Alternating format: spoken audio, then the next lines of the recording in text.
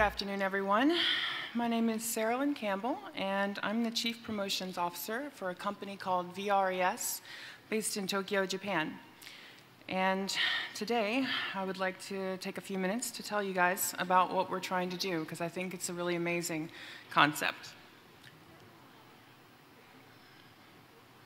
So the name VReS is a combination of VR for virtual reality and ES for esports. And what we're trying to do is basically, VRS is a decentralized gaming platform for VR and esports. There's currently a lot of ICOs and startups involving VR and esports, but we're the first company to try to combine those two things. We think there's a pretty huge market for this, and if we're successful, and I believe we will be, there's room for us to create not only a new service, but also a new industry and a new economic zone as well. So why do we need VReS? Well, both the VR and esports industries are hugely growing every year. They're massively just kind of exploding. For example, the VR industry is, by 2020, slated to be a $40.3 billion industry, and it's experiencing about 98.8% growth every year. Furthermore, in terms of esports, which if I was in any other country, I might try to explain what esports are, but we're in South Korea, so I'm pretty sure everyone's well aware. There are huge prize pots going out, $40 million in one competition. For those of you who think video gaming is just a pastime, that's a thing of the past. There's many pro esports competitors that are earning more than $1 million per year. And there's more than 5.5 million players worldwide this year, slated to be 10 million next year. However, there are a few problems. Whoop. Sorry, my slideshow got ahead of me.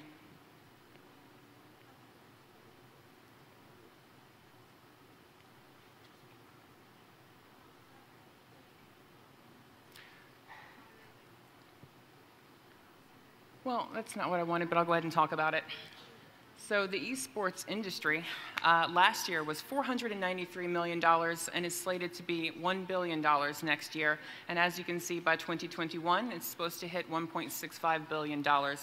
What I'm trying to get at is that there is a huge industry, and it is growing exponentially every year, and there's a lot of room for monetization of this, is what I'm going to eventually get to.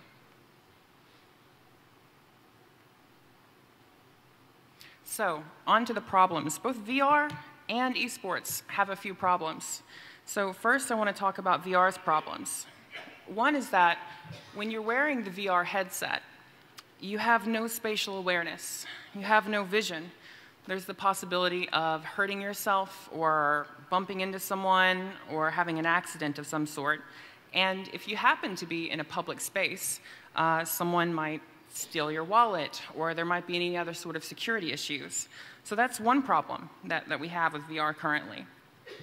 The second major problem that we have is that there's a lot of content out right now for VR, but it's by and large trial kind of experience-based games. They're not really games. They're what I like to call 15-minute wonders. You put the headset on, you play, you have an amazing and interesting experience, but it's over in about 15 minutes, and you don't really feel the need to repeat it. It's not really utilizing what VR can really do. And lastly, there's not so many headsets out there as of right now. They're still a bit of a commodity item because they're not very cheap and not everyone can afford them. So those are the three main problems that we have with VR currently.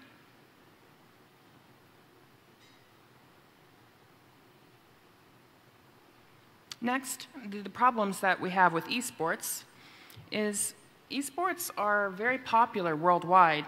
However, the type of genres of games that are popular vary wildly by region. For example, in Japan, non-violent games are very popular, whereas in Europe and North and South America, it's quite the opposite.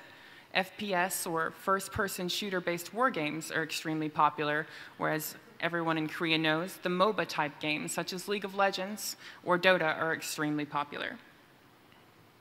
Basically, the market is still pretty immature.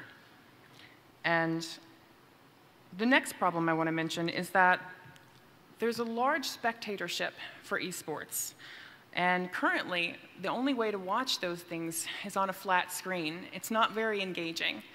And also, unlike watching conventional sports such as soccer or football, and if you watch those sports, and even if you don't know the rules very deeply, you can still get a good sense of what's going on in the game, who's winning, who's got the upper hand.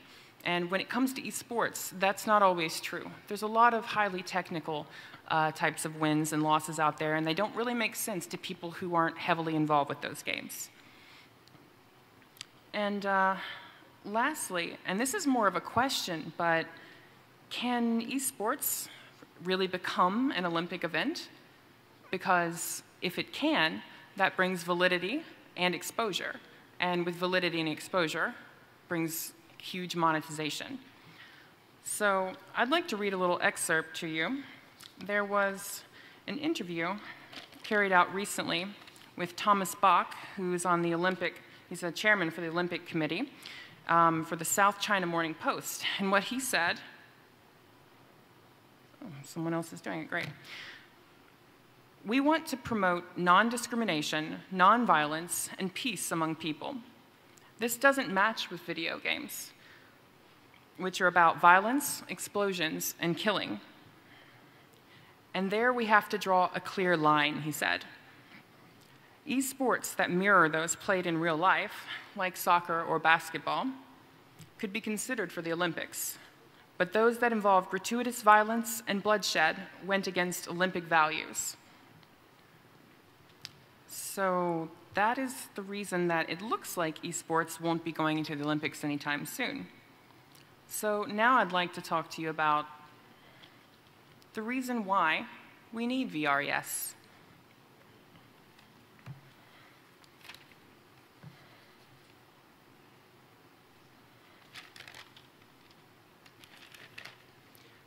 So VR and esports both have their problems because both markets are still immature. And, you know, it's most likely that they will be solved in the coming years. But that's really a story about the future. And we think that there's a solution in the now. And that is that we want to integrate the blockchain into these two industries. We want to combine them, and we want to integrate the blockchain. And we think that there's a huge chance for improving and monetizing on both industries, which, as I mentioned, are growing massively every year. So how are we going to solve these problems that I mentioned? Well, the blockchain and smart contracts is the long and short of it, but let me tell you a little bit more detailed.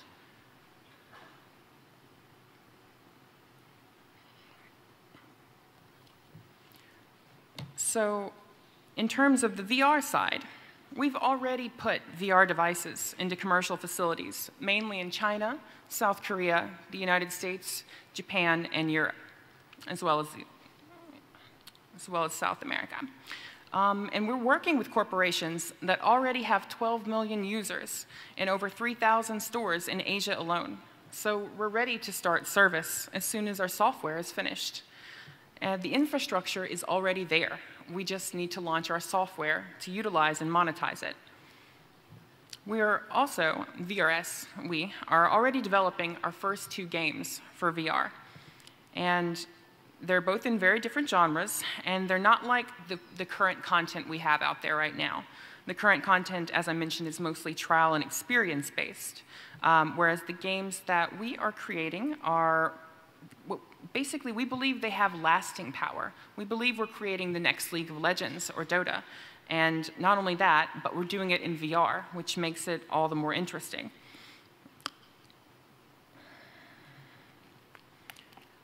And when these games are finished and they're live, we will begin holding tournaments and distributing prize pots which we believe will motivate players quite heavily to join the fun.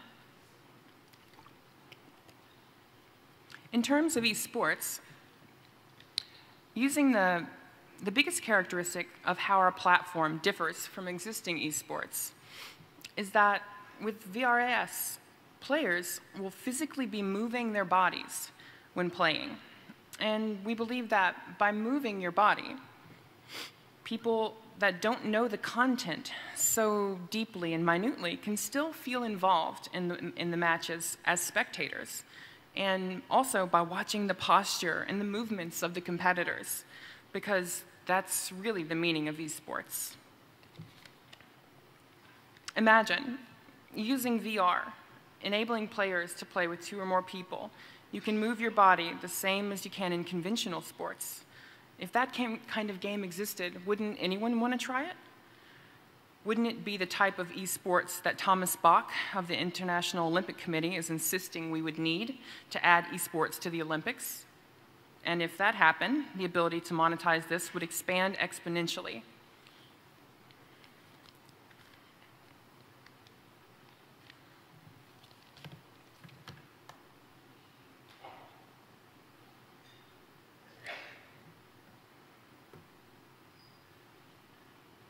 So this is where I want to talk about what VReS can actually do. There's 4 main basic points that we have. There's the betting platform, the tournament platform, the viewer system, and the multi-device matching system.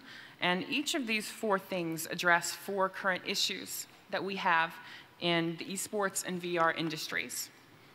I'll break each one down just a little bit further so that it will hopefully become clear to you why we have a good thing here. So, for the multi-device matching system, in existing VR matchmaking, users must specifically send matchmaking requests via a direct peer-to-peer platform, and it's highly inefficient and time-consuming. With our platform, however, people can easily do matchmaking with players from all over the world because we're utilizing blockchain technology to store and call upon match history, skill levels, and available searching players. The biggest characteristic is players can bet with their own tokens when they play. The winners can get prizes automatically with the system through smart contracts based on the Ethereum blockchain. And the results of all the matches will be registered on the blockchain and therefore can't be manipulated, which is an issue that we do currently face in a lot of esports. Next, we have the tournament system. Yes, the tournament system. So with VReS, players can get prizes with tokens in VR esports competitions, and any player can join these tournaments by paying an entrance fee with those tokens. The biggest characteristic that sets our tournament system apart from existing tournament systems is that users can hold competitions on their own without the need for a specific organization, sponsor, or overseer. No official organizers are needed, and that's something that we believe is really going to entice a lot of the players out there. They would like to hold a tournament, they would like to bet money, but there's no way for the accountability of such matches to be kept intact, which is where our smart contract system comes into play. Players can hold competitions on their own by setting conditions without the need for these organizers, and anyone can join them in a stress-free way by using auto-scaling and the smart contracts, which makes it possible to automatically guarantee the result of the match and the prize payment. It gives us a chance to make a new economy for players to choose to be professional esports players as their occupation or job. Next is the betting platform. VReS users can bet on the results of the matches and the competitions. The odds will be calculated based on the history of the matches stored in the platform, and prizes will be paid automatically with the system using the smart contracts, which acts as a decentralized casino platform. And next, and this is the part that gets me the most excited, is the viewer system.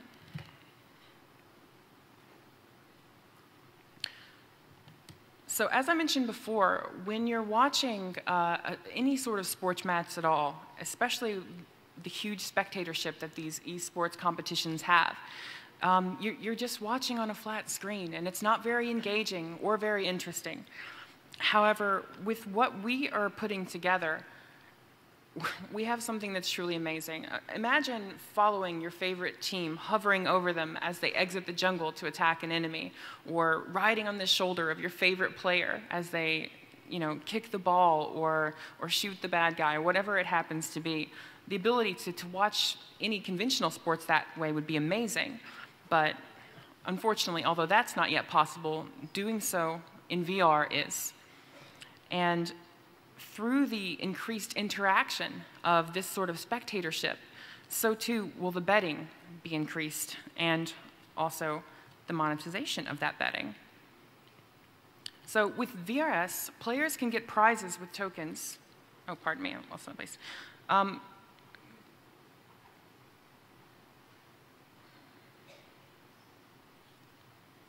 So also, we're developing a system in which not only the players, but also the audience can join by tipping. So it may seem like a crazy concept to people who aren't already in the esports world. Imagine who would want to tip Lionel Messi, throw him an extra $10 because he certainly doesn't need it. But for those of you who are familiar with the esports world, it's a very common system that people want to throw a little extra towards their favorite players or teams as a kind of motivation for them to succeed. And we have the ability to do this via our VRS system. So we've also put together a promotional video that I'd like to show you now that might clarify any points that my clumsy speech may have left out after I talk about the roadmap.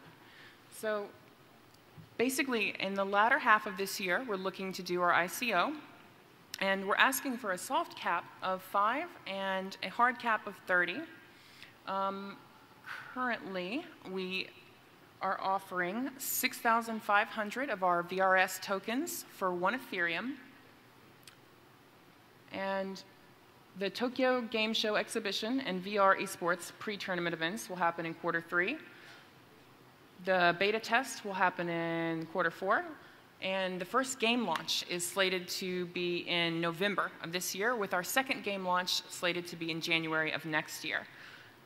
So the betting platform will be in place at the end of next year, and the funding platform will be there at 2020's second quarter.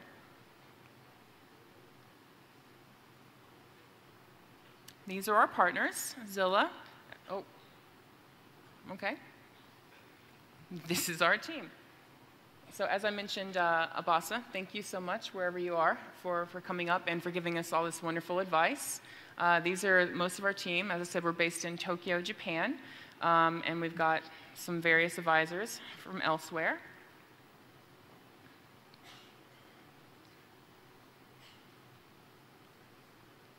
And here is our video, hoping it plays now. Introducing VRS. VRS is the world's first decentralized game platform for VR esports.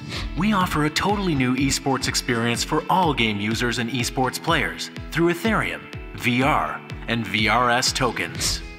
There are 4 major characteristics of VRS. The first is the multi-device matching system. It's different from existing esports in that players can easily negotiate matches with players all over the world. Players can connect with active users online, and players can find matches via VR chat. Also, each player can bet with their own tokens when they play and receive prizes. Smart contracts will make it possible for players to get prizes automatically. The results of the matches will automatically be examined on the blockchain for anyone to see. The second is the tournament system. VRS will offer various VR esports competitions, and players can join them by paying with tokens. Players can also hold their own competitions without the need for an organizer. The tournament will auto-scale by the number of participants, and prizes will be paid automatically through smart contracts. The third is the betting platform. Spectators can bet on the results of any matches.